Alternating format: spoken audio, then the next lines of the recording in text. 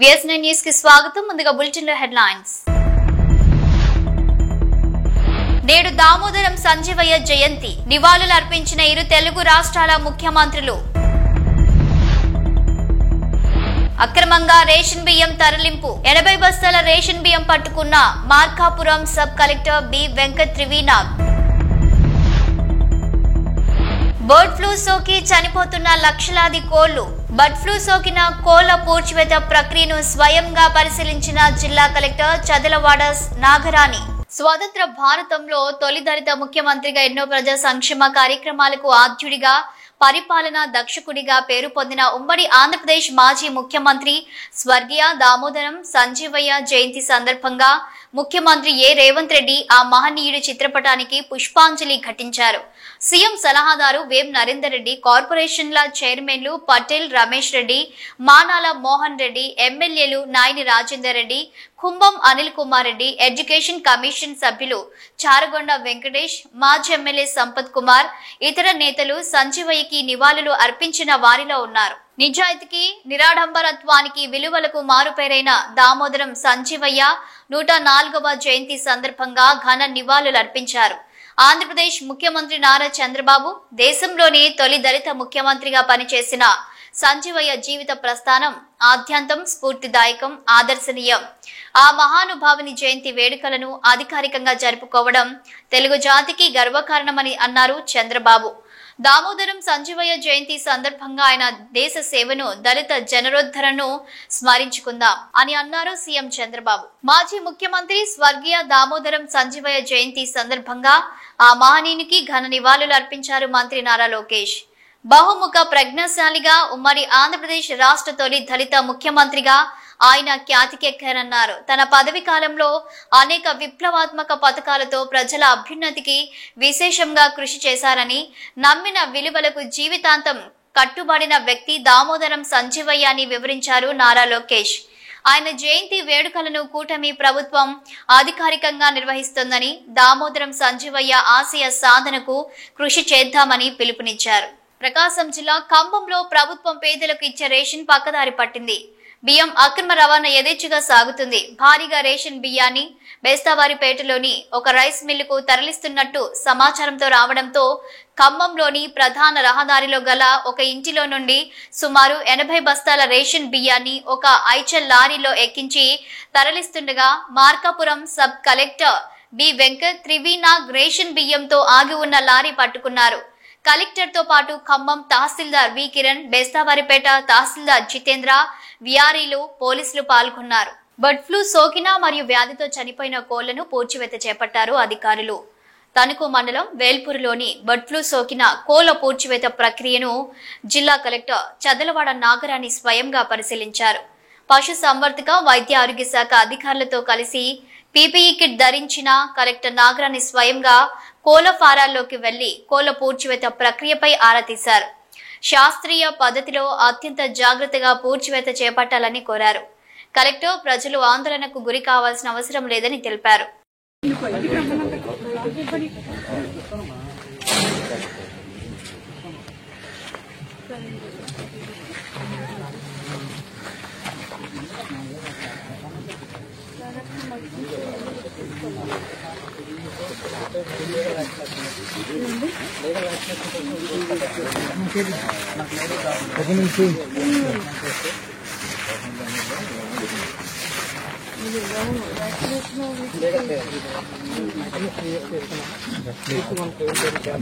పల్నాడు జిల్లా ఒంటరిగా ఉన్న వృద్ధురాలిపై దాడి చేసి ₹1,00,000 నగదు అపహరించిన ఘటన సత్తెనపల్లి మండలం లక్కరాజు గార్లపాడులో చోటు చేసుకుంది. గ్రామానికి చెందిన 80 సంవత్సరాల నారాయణమ్మ కుటుంబ సభ్యులు పొలం పనులకు వెళ్లడంతో ఇంట్లో ఒంటరిగా ఉంది.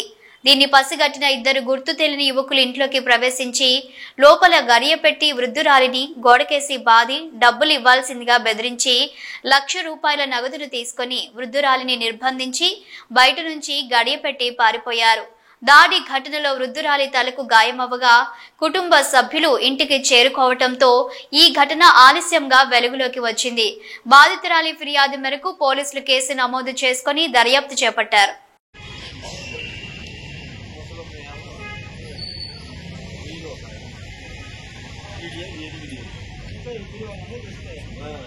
భారతీయ రైళ్లలో సేవా లోపాలపై ప్రయాణికులు నిత్యం సోషల్ మీడియాలో ఫిర్యాదులు చేస్తుంటారు.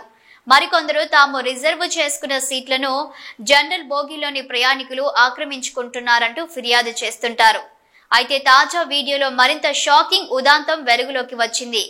ఉత్తరప్రదేశ్లోని బస్తీ రైల్వే స్టేషన్లో నిలిచున్న అంత్యోదయ ఎక్స్ప్రెస్ కిటికీ అద్దాలను ప్రయాణికులు రాళ్లతో పగలగొట్టిన వీడియో ప్రస్తుతం తెగ వైరల్ అవుతుంది.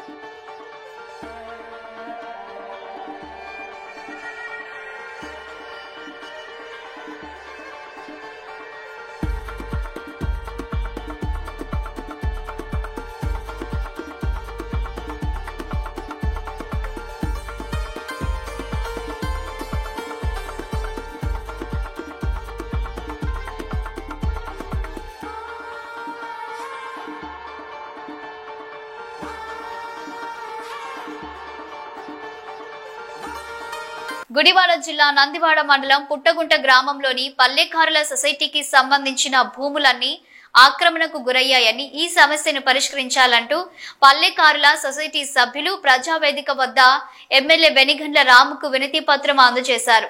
గ్రామంలో మంచినీటి సమస్య తీవ్రంగా ఉందని, నీళ్లు బయటకు వెళ్లే మార్గం లేకుండా డ్రైనేజీ వ్యవస్థను పూర్తి చేశారని తెలిపారు. సొసైటీ చెరువులను ఆక్రమించి రొయ్యల సాగు చేస్తున్నారని, అలాగే సొసైటీకి చెందిన గుంటలు గోతులు ఆక్రమించారని తమకు న్యాయం చేయాలని కోరారు.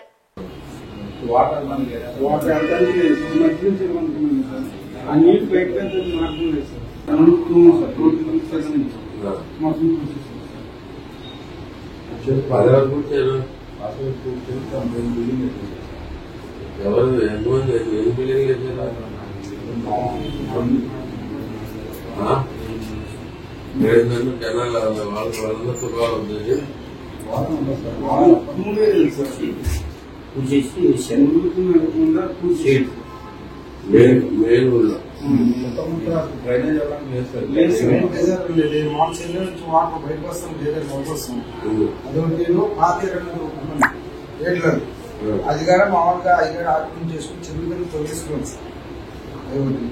వాటర్ అనేది బయటికి వెళ్ళే అవకాశం లేదండి. మంగళీరు అట్లా మంగళీరు అనేది మామూలుగా అది బాగా గొడవ కింద వస్తుందండి.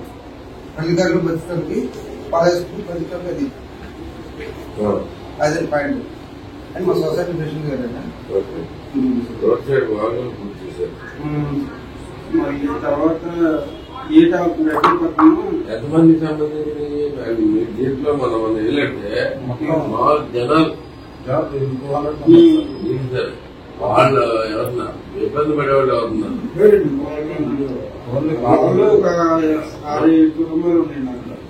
వాళ్ళకి ఇబ్బంది అంటే ఈ ముసుకు వెళ్ళేదండి. ముసుకు వెళ్ళేది వాళ్ళకి ఇబ్బంది. మళ్ళీ తర్వాత ఇబ్బంది పడే ఏది లేదు. ఇంకా చేలు పుట్టేసి చెరువులు గవర్నమెంట్ భూమి మామూలుగా దాని మీద మాకు ఒక వారానికి ఒక 10 రూపాయలు పెట్టిన రూపాయలు తినడానికి అవకాశం ఉంది మాకు. అదేంటంటే మాకు వాటర్ అనేది కొంతమంది తిరుగుతుంటే ఆ బోధ అనేది వదిలిపెట్టుకుని కొంతమంది మేలుకున్నారు. వారం నుంచి కొంతమంది బోధనలు వదిలిపెట్టుకుని కొంతమంది మేలుకున్నారు. కొంతమంది డైరీగా పూర్తి చేసి అది పెద్దలకైనా పూడ్చినప్పుడు మనం పూర్తి అన్నట్టుగా పూర్తి చేసుకున్నాడు. బుడమేరు దాటాలి సార్. బుడమేరు ఉంది మనం గూడెం దాటిన తర్వాత ముత్తిగారు పొలాలు పట్టినాయి సార్.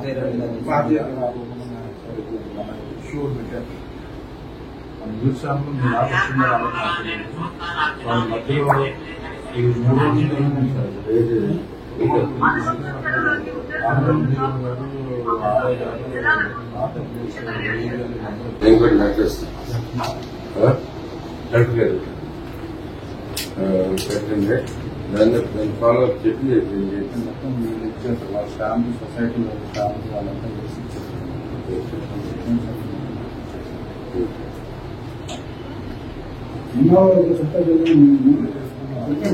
ఇదే ఇది ఏం చేస్తామంటే దీని మీద చర్యలు తీసుకోమని చెప్పి లెటర్ యాడ్ చేసి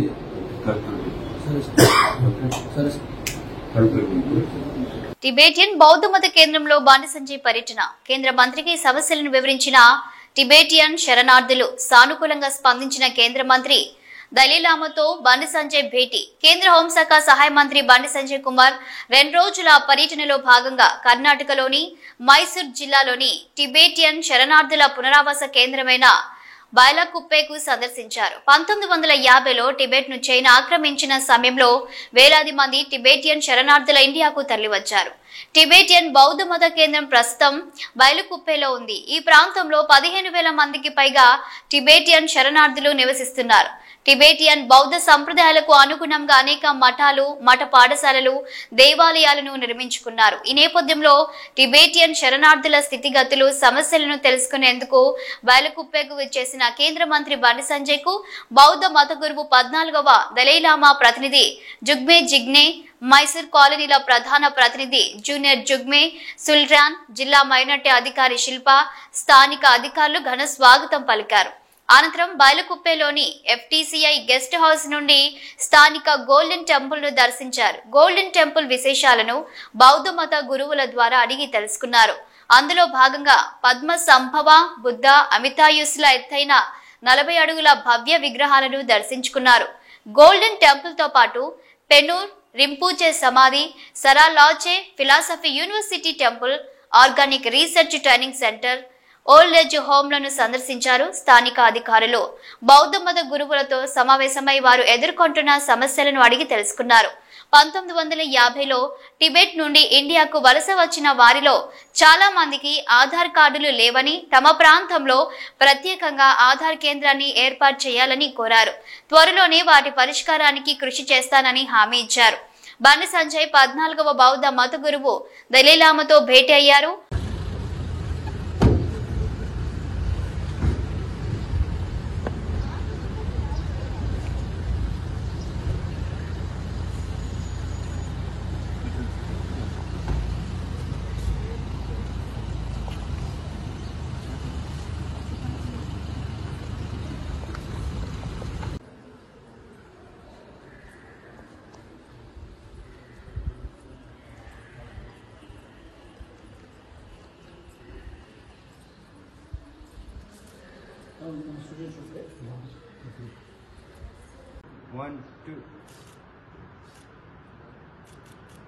సిపిఐ జాతీయ కార్యవర్గ సభ్యుడు చాడ వెంకటరెడ్డి సిద్దిపేట జిల్లా హుస్నాబాద్ పట్టణంలోని అనభేరి సింగిరెడ్డి అమరుల భవన్ లో సిపిఐ జాతీయ కార్యవర్గ సభ్యులు మాజీ ఎమ్మెల్యే చాడ వెంకటరెడ్డి మీడియా సమావేశాన్ని ఏర్పరిచారు. ఈ సమావేశంలో ఆయన మాట్లాడుతూ సుప్రీంకోర్టు ఫిరాయింపుల చట్టంపై, నేరపూరిత రాజకీయాలపై, ఉచిత పథకాలపై ఎన్నో సలహాలు, సూచనలు ఇచ్చినప్పటికీ కేంద్ర రాష్ట్ర ప్రభుత్వాలు ఏమాత్రం పట్టించుకోవడం లేదన్నారు. రాజకీయ నాయకులపై 5,000 రూపాయలకు పైగా కేసులు వివిధ రాష్ట్రాల్లో పెండింగ్ లో ఉన్నాయని, సరియైన చర్యలు తీసుకోవడంలో విఫలమవుతుందన్నారు. దేశ ప్రధాని మోదీ తన సొంత చట్టాలతో పెద్ద సంస్థలకు కొమ్ము కాసేలా వ్యవహరిస్తున్నారని ఆరోపించారు. రైతు చట్టాలపై ధర్నాలు చేసినా పట్టించుకోవడం లేదన్నారు. గత బీఆర్ఎస్ ప్రభుత్వం ఎమ్మెల్యేల పార్టీ ఫిరాయింపులను ప్రోత్సహించిందని, నేటి కాంగ్రెస్ ప్రభుత్వం కూడా తక్కువేం కాలేదన్నారు. ఇలాంటి పరిస్థితుల్లో అసెంబ్లీ స్పీకర్ సరైన నిర్ణయం తీసుకోవాల్సిన ఆవశ్యకత ఎంతైనా ఉందని గుర్తు చేశారు. ఒక పార్టీలో గెలిచిన వారు పార్టీ ఫిరాయిస్తే పదవి కోల్పోయేలా చట్టాన్ని తేవాలని ఆయన డిమాండ్ చేశారు. బీసీ కులగణన తిరిగి చేయడం శుభ పరిణామమని స్వాగతిస్తున్నానన్నారు. ఈ మీడియా సమావేశంలో సిద్దిపేట జిల్లా కార్యదర్శి మంద పవన్, గడిపే మల్లేశం, జాగిరి సత్యనారాయణ, మేడల రమేష్, కొమ్ముల బాబు, ఐలైన సంజీవరెడ్డి, గూడ పద్మ, విజయ, ఎగ్గోజి సుదర్శనాచారి, మల్లారెడ్డి, భాస్కర్, గోపి తదితరులు పాల్గొన్నారు. ఇంకా కొంతమంది మిగిలిపోయారు అనేటువంటి ఒక చర్చ, విమర్శ కనపడుతున్నది. అందుకని ఏదేమైనా నిన్న మరి ముఖ్యమంత్రి గారు మొత్తం ఉప ముఖ్యమంత్రి మంత్రివర్గము లేదా అందరు ఉద్యోగులు కలిసి దీన్ని మళ్ళీ ఏదైతుందో మళ్ళీ రెండవసారి మళ్ళీ రీసర్వే చేయడానికి ఈ 16 నుంచి 25 దాకా రీసర్వే చేయడానికి మళ్ళీ ఆదేశించారు. ఇది మంచి పరిణామంగా నేను భావిస్తున్నాను. ఎందుకంటే అస్థిరక పరిణామం, ప్రజలందరిలో చర్చ ఉన్నది. అది సర్వే పూర్తి కాలేదని భావన. ఈ సర్వే ఇంకా అవకాశం తప్పేదా బలి తెచ్చుకొని ఇప్పుడు మళ్ళీ పేరు నమోదు చేసుకోవాలంటున్నాను, మంచిదే. అయితే మేము చెప్పేది ఏంటంటే ఈ రీసర్వే ద్వారా ఎవరైతే సర్వేలో లేరో చేర్చుకోవడానికి సర్వేలో పాల్గొనలేదో వాళ్ళందరూ కూడా పాల్గొనాలని, దానికి కులగణ జన లెక్కలని కరెక్ట్ కావాలని, బీసీలకు 40% ఏదైతే అన్నారో అది అమలు పరచాలని, ఇట్లాంటి అనేక అంశాల మీద కూడా రేపు తప్పనిసరిగా మా పార్టీ రాష్ట్ర కార్యవర్గ సమావేశాలు అయితే ఉన్నాయి, అందరూ కూడా చర్చిస్తాం, మాట్లాడతాం. ఉద్యోగుల్లో కానీ విద్యలో కానీ ఈ స్థానిక అనే రిజర్వేషన్ సమన్వయ పద్ధతుల్లో ఒక పగడ్బందీ సిస్టాన్ని ఏర్పాటు చేయాల్సిన అవసరం అని చెప్పి ఈ సందర్భంగా తెలియవస్తుంది. అందులో చూస్తే పార్టీ ఫిరాయింపుల చట్టం ఒకటి ఉంటే నేరెప్పుడు చరిత్ర కలిగిన వాళ్ళు మరొక. ఈ రెండింటి పట్ల కూడా సుప్రీంకోర్టు అనేక సందర్భాలు వ్యాఖ్యానాలు చేస్తూనే వస్తున్నది. కానీ సుప్రీంకోర్టు ఏ సలహా ఇచ్చినా అవి పాటిస్తామనే పత్రంలో కేంద్ర ప్రభుత్వం నరేంద్ర మోడీ లేడు. నరేంద్ర మోడీ ఆయన ఇష్టాలపైన పరిపాలన సాగిస్తున్నారు. అందుకనే ఇవాళ పార్టీ ఫిరాయింపుల చట్టం అంతా కూడా దాన్ని పకడ్బందీగా చర్చించి ఏ పార్టీకి వెళ్తే ఆ పార్టీనే కొనసాగాలి. అది అయిపోయింది, లేకుంటే ఆయన రాజీనామా పెట్టుకోవాలి తప్ప పోకూడదు. ఇలాంటి ఒక కండిషన్స్తో కూడుకున్నటువంటి మరి చట్టం ఆటోమేటిక్గా రావాలి అంతే. స్పీకర్ అనుమతి, స్పీకర్ రాజీనామా కాదు. ఆయనే ఒక పార్టీ ఫిరాయింపు చేసినట్టే ఆయన పదవి పోవాలి. అలాంటి పరిస్థితి ఇంకో వ్యాఖ్య కూడా చేసింది సుప్రీంకోర్టు. ఎన్నికలప్పుడు మీరు ఇచ్చే హామీలేంటి అంటే ఉచితాలు. అంటే ఉచితాలంటే ఏంటి? నీకు 4,000 పెన్షన్ ఇస్తాను, లేకపోతే నీకు ఇల్లు కట్టిస్తా. రేషన్లు ఇవ్వాలని ప్రభుత్వం నిర్ణయించింది. ఇవన్నీ ఏంటి అంటే ఆశల పల్లెకులో ప్రజలు ఊరేగింపు చేసేటువంటి పరిస్థితి, దుస్థితి సాగుతుంది.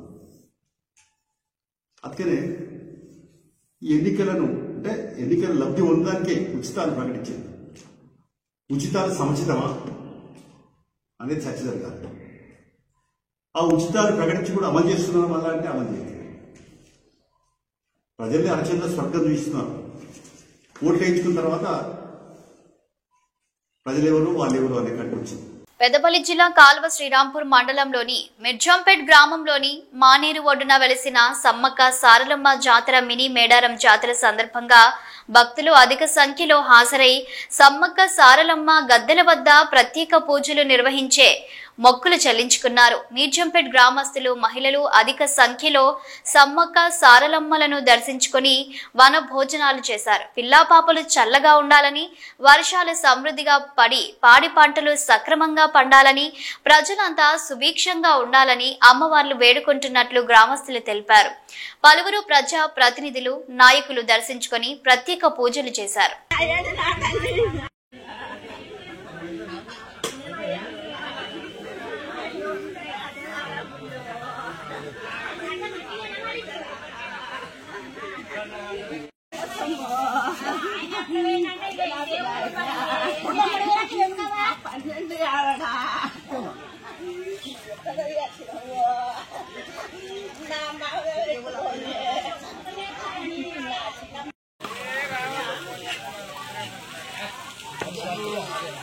రెండు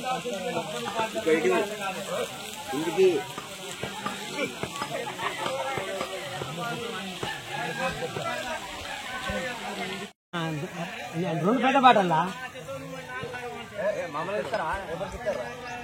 రెండు పెద్ద బాటలు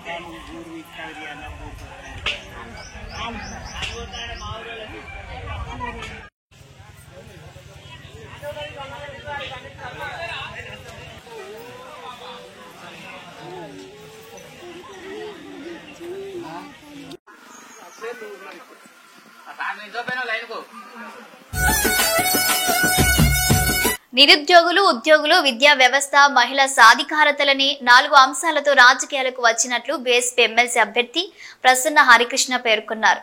శుక్రవారం కరీంనగర్ ప్రెస్ క్లబ్ లో మీడియా సమావేశంలో మాట్లాడుతూ ఎమ్మెల్సీగా అధిక మెజారిటీతో గెలిపించాలని, సమస్యలపై స్పందించే తనను శాసన మండలికి పంపించాలని కోరారు. నిజం వ్యక్తిత్వం గెలవాలని కోరారు. బీఎస్పీ రాష్ట్ర అధ్యక్షుడు ప్రభాకర్ మాట్లాడుతూ ఈ ఎన్నికలలో బీఎస్పీ పార్టీ బలపరిచిన ప్రసన్న హరికృష్ణ, ఉపాధ్యాయ ఎమ్మెల్సీ యాటకారి సాయన్నలను ఎమ్మెల్సీలుగా గెలిపించాలని కోరారు. ఈ కార్యక్రమంలో పలువురు నిషాని రవిచంద్రం, వెంకన్న, సమ్మన్న, శ్రీనివాస్ తదితరులు పాల్గొన్నారు. జై భీమ్. ఈరోజు ఈ పత్రికా సమావేశానికి హాజరవుతున్నటువంటి మీడియా మిత్రులకు,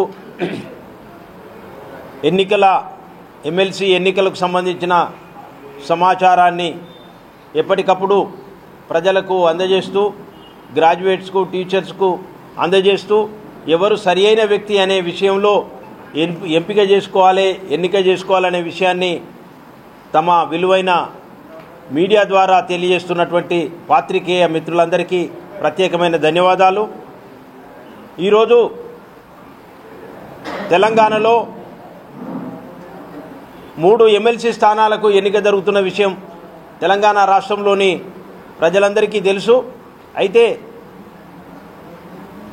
ఉమ్మడి మెదక్, ఉమ్మడి నిజామాబాద్, ఉమ్మడి ఆదిలాబాద్, ఉమ్మడి కరీంనగర్ జిల్లాలకు సంబంధించి ఒకటి పట్టభద్రుల ఎమ్మెల్సీ స్థానానికి, మరొకటి టీచర్ ఉపాధ్యాయ ఎమ్మెల్సీ స్థానానికి, రెండింటికి కూడా ఈరోజు బహుజన్ సమాజ్ పార్టీ నుండి అభ్యర్థులను పెట్టడం జరిగింది.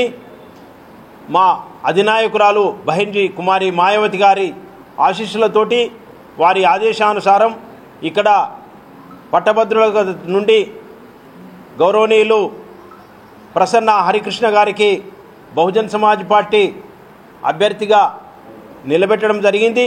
అదేవిధంగా టీచర్ స్థానం నుండి యాటకారి సాయన్న గారిని అభ్యర్థిగా నిలబెట్టడం జరిగింది. ఈ అభ్యర్థులను నిలబెట్టడానికి సహకరించినటువంటి, ఎంపికలో సహకరించి అన్ని విధాలా మాకు ఆశీస్సులు అందిస్తున్నటువంటి సెంట్రల్ కోఆర్డినేటర్ గౌరవనీయులు రామ్జీ గౌతమ్ గారు, ఎంపీ రాజ్యసభ గారికి, అదేవిధంగా ఇక్కడ నాతో పాటు ఆసీనులైనటువంటి మరో సెంట్రల్ కోఆర్డినేటర్ నిషాని రామచంద్రం గారికి, అదేవిధంగా ఈరోజు రాష్ట్ర కమిటీ నుండి హాజరవుతున్నటువంటి రాష్ట్ర జనరల్ సెక్రటరీలు మరి యనగందుల వెంకన్న గారికి, అదేవిధంగా దొడ్డే సమ్మన్న గారికి, స్థానికంగా ఉన్నటువంటి రాష్ట్ర జిల్లా అధ్యక్షులు మన నల్లాల శ్రీనివాస్ గారికి, రాష్ట్ర నాయకులు, సీనియర్ నాయకులు మాతంగి నరసన్న. బులెటిన్ ముగించే ముందు హెడ్లైన్స్ మరోసారి. నేడు దామోదరం సంజీవయ్య జయంతి, నివాళులు అర్పించిన 2 తెలుగు రాష్ట్రాల ముఖ్యమంత్రులు. అక్రమంగా రేషన్ బియ్యం తరలింపు, 80 బస్తాల రేషన్ బియ్యం పట్టుకున్న Markapuram sub collector B Venkat Trivinath. Bird flu సోకి చనిపోతున్న లక్షలాది కోళ్లు, బర్డ్ ఫ్లూ సోకిన కోళ్ల పూడ్చివేత ప్రక్రియను స్వయంగా పరిశీలించిన జిల్లా కలెక్టర్ చదలవాడ నాగరాణి. ఇవి bulletin updates. Keep watching news.